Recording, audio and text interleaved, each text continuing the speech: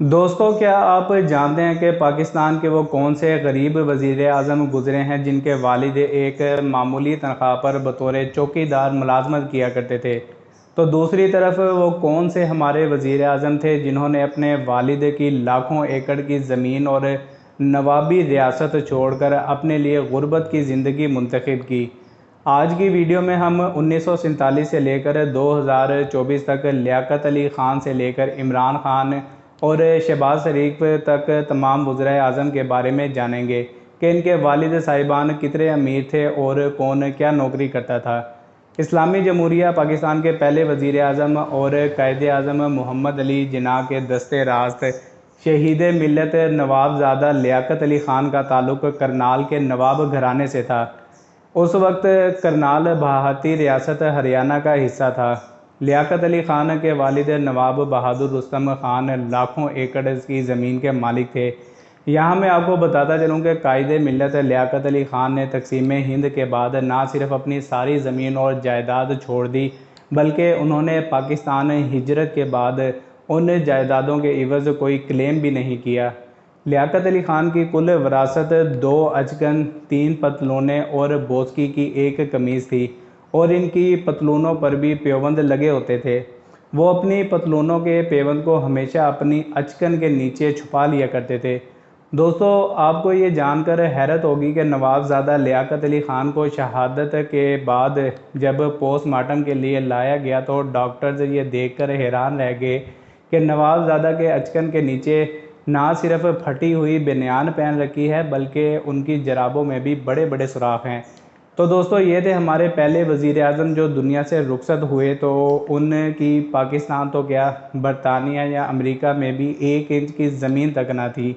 شہادت کے وقت نہ صرف ان کا اکاؤنٹ خالی تھا بلکہ گھر میں کفن دفن کے لیے بھی کوئی رقم نہ تھی، بلکہ وہ اپنے درزی حمید ٹیلر اور اپنے گھر کے ساتھ والے ایک کریانہ اسٹور کے بھی مقروض تھے۔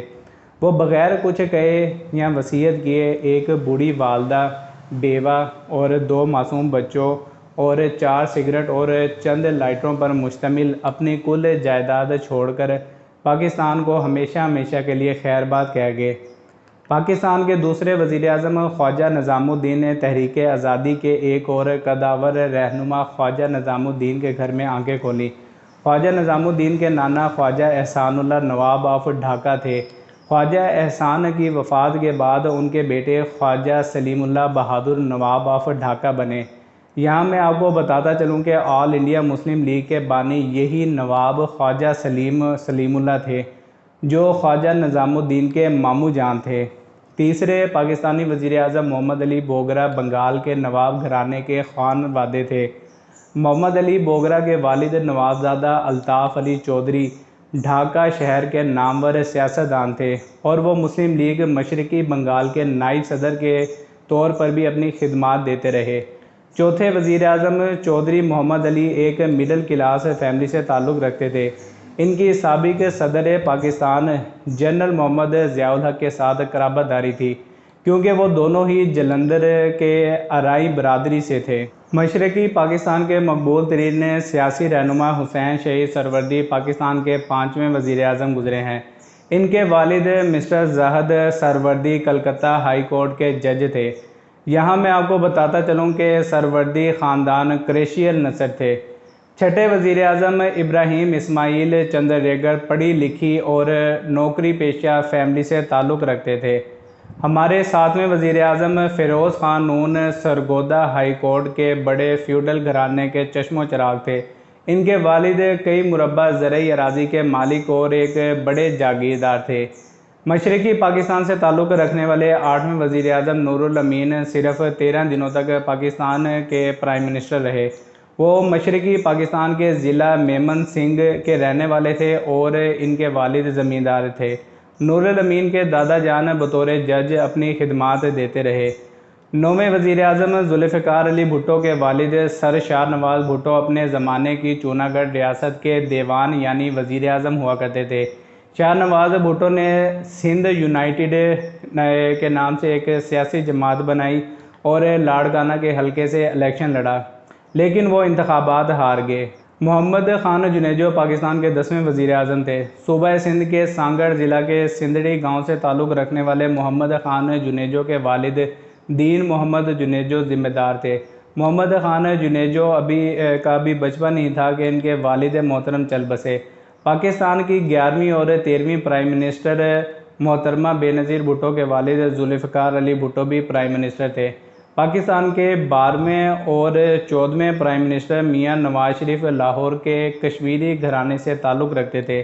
آزادی کے بعد امرتسر سے لاہور آ کر لوہے کی بھٹیاں چلانے والے میاں محمد شریف پر قسمت کی دیوی مہربان ہوئی اور وہ لوہے سے بنے زرعی آلات اور ٹیوب ویل کا انجن بنانے لگے۔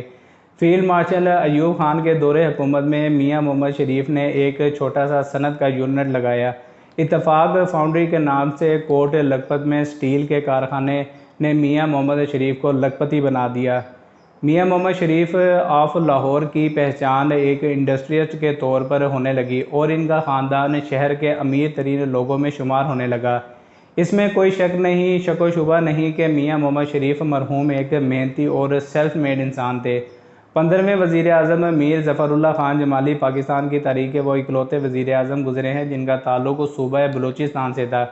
میاں ظفر اللہ خان جمالی کے والد شاہ نواز جمالی لینڈ لارڈ تھے اور ان کا خاندان شروع دن سے سیاست میں فعال رہا۔